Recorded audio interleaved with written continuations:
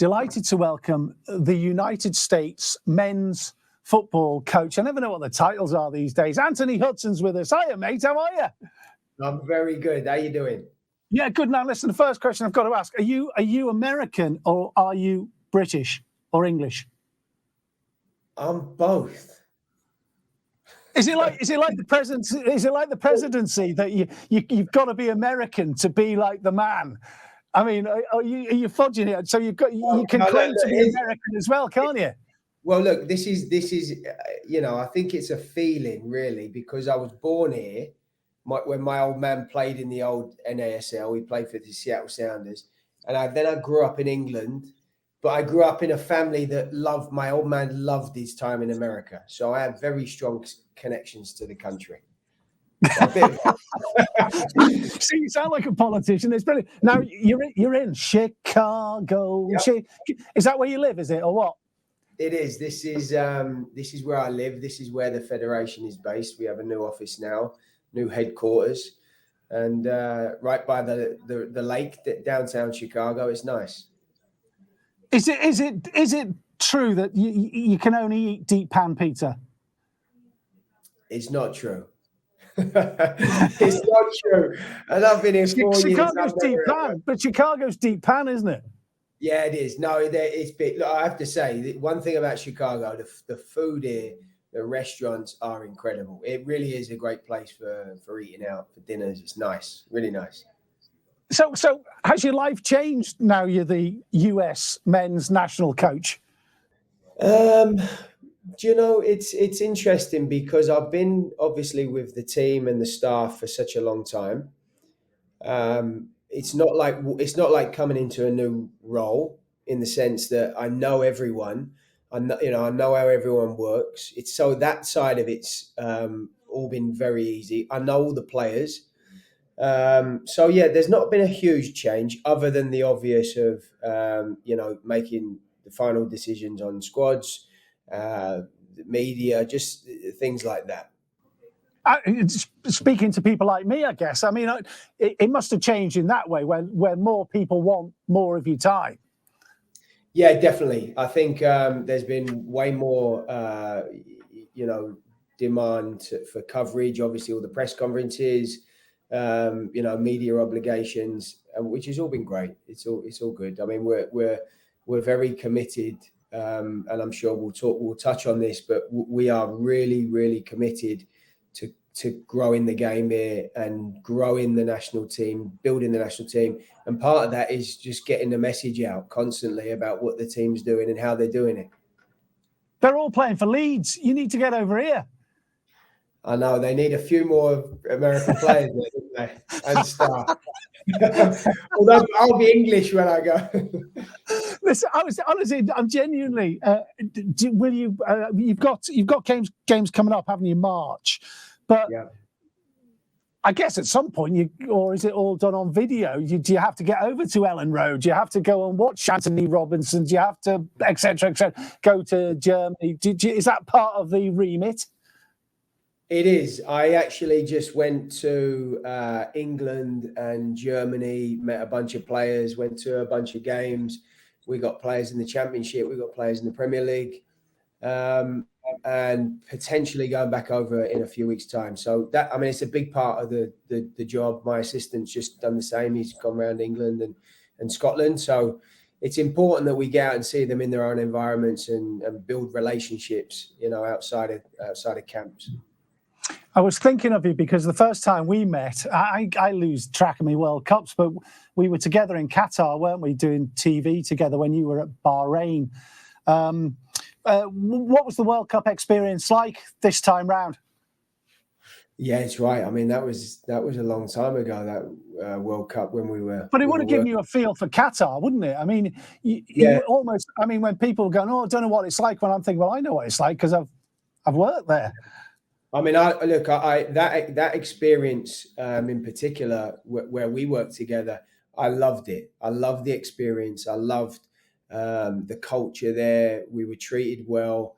It was such an amazing experience, and then obviously the games that we were lucky to cover. So this last World Cup for us I mean, it was incredible, really. I mean, what an experience. It's different, you know, being at a World Cup and watching it as a spectator. But when you're there as a team, everything, you know, just everything surrounding your hotel, from the security to every single place you go, there's excitement. You know, there's anticipation leading up to the games, and then obviously you're playing against the best in the world, and it was just an amazing experience when you go through that with a group of people. You know, the challenges, the ups and the downs, and the highs of the games and the emotions. When you go through an experience like that in a place like that, it was a really special time. Overall, were you satisfied with looking back on it? What are your feelings just a few months on? Yeah, look, for me, way more than satisfied. We've had as a team, and it's been led by Greg, the previous coach, Greg Berhalter, the sporting director, Ernie Stewart, and collectively with the staff and the players, we had a really clear vision for the last 4 years. And every single time we got into camp, we started with that. And it was all about changing the way the world views football in this country, soccer in this country. We wanted to change the perception. And that's a tall ask. But it was a campaign that was successful. We got a couple of gold medals along the way, playing against Mexico, beating Mexico in the Gold Cup, the Nations League, and then going to Qatar. For me, we would have loved to have gone further for sure, but the way in which the team went out and played and showed bravery and courage and played good football, for me, that was really, really promising, really exciting. Very, very proud of them.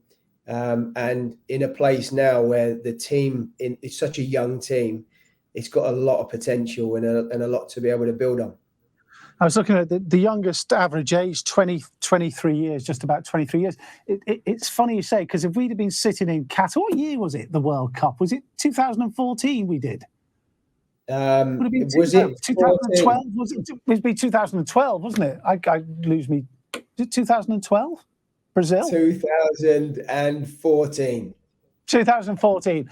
If you'd have said in 2014, if we'd been sitting there, that you've got players playing in the Premier League, loads of them, playing in the top leagues in Europe, all US players, you wouldn't have believed it, would you? I don't think. Yeah, look, and also the type of player that's coming through now is very different to the typical players that came through in the past. And there's one's not better than the other. We've had some amazing American players come overseas and do really well. But the profile of the players coming through now are very different type of players. They're, very technical players, good, comfortable on the ball, good in 1v1 situations. If you think of Christian Pulisic and Weston McKennie and these guys, Yunus Musa, they're all very, very comfortable on the ball. And what it allows us to do is to play a certain style of play and play football and play an attacking style of football. But definitely the profile of the players coming through are different, and the quality is there as well. And there's many more coming through at the younger age groups. I've got to ask you, I mean, is your hat in the ring for the job full time? Do you know, it's funny. I and this is a honest answer. I haven't even thought about that. For me, it's a situation I've got until August, which is as of right now until August, which is the Nations League and the Gold Cup. We have a few games in March, and I'm just taking it a camp at a time. And my focus, given what's happened, my focus is to do the best possible job for the players, for the staff, help them win these games coming up, help them play well, see if we can improve the team. But I'm taking this right now at a point where the team is in a very, very good place. And the other thing, you've also got your other job as the Brandon Flowers, the Killers tribute band, haven't you? You've got to be. I know. Yeah, I'm just scared of it. I'm just scared. Remember that. Brandon Flowers of international football. I'm his dad, I think. Listen, I've got to ask you because I'm not really interested in the football. I'm interested in you because I'm looking at LinkedIn as you do, and Anthony Hudson, the Lost Dog, the Forgotten Dogs Foundation. Yeah. This is much more important. Tell me about that. Well, you know what? I'm so glad you looked that up and did your homework. I'm glad you did that. Yeah, listen, it's been a big passion of mine. I mean, when we worked together, I had one dog in Bahrain. I've now got two. And I think, traveling around lots of different places, you see it's tough to see some of the stuff that's done to dogs and left on the streets and in shelters. And so we've now, for the last 2 or 3 years, we've started a foundation. It's really cool. It's a lot of hard work. We work with the local jail here where there's a program where the inmates train the dogs and they get adopted out. It's really, so there's some good stuff going on. Brilliant. It's hard work. Yeah, it's a lot of work. Brilliant. Go on, tell us. So what? The inmates in the prison train the dogs and then they go out, or what? This is an incredible program. So basically, they have a special wing in Cook County Correctional Facility, and it's the dogs that basically are not going to get adopted from a shelter. Yeah. This is their last chance at life, surviving. Otherwise, they're getting euthanized. They come to this place, and it's like they're helping the inmate. The inmate is learning a new trade, and getting unconditional love and all the things you get from a dog. And they have a full-time professional trainer in there that teaches the inmate to teach the dogs behavior. And the dogs get adopted out. Yeah, it's a really, really cool program. It's funny because we went there about 1.5 years ago. We did an interview with an inmate. This guy had adopted out 11 dogs. And I don't know how much time we've got, but go on, keep going. Well, they allowed me to go in his cell, and it was unbelievable. I mean, it was like a grey brick, dark cell. There's a window, small little window right at the top. You couldn't even reach up there, and it was tough to just even see it. But he had the dog in there with him in a crate, and it's only certain type of inmates can be in this program. But this guy had adopted out 11 dogs. Anyway, fast forward 1.5 years, he's now out of prison. And he's now working in a shelter full time. Brilliant. It's such a cool story. Listen, I love all that. That's brilliant. It's way more important than what we talked about at the beginning. Exactly, football. What's that all about?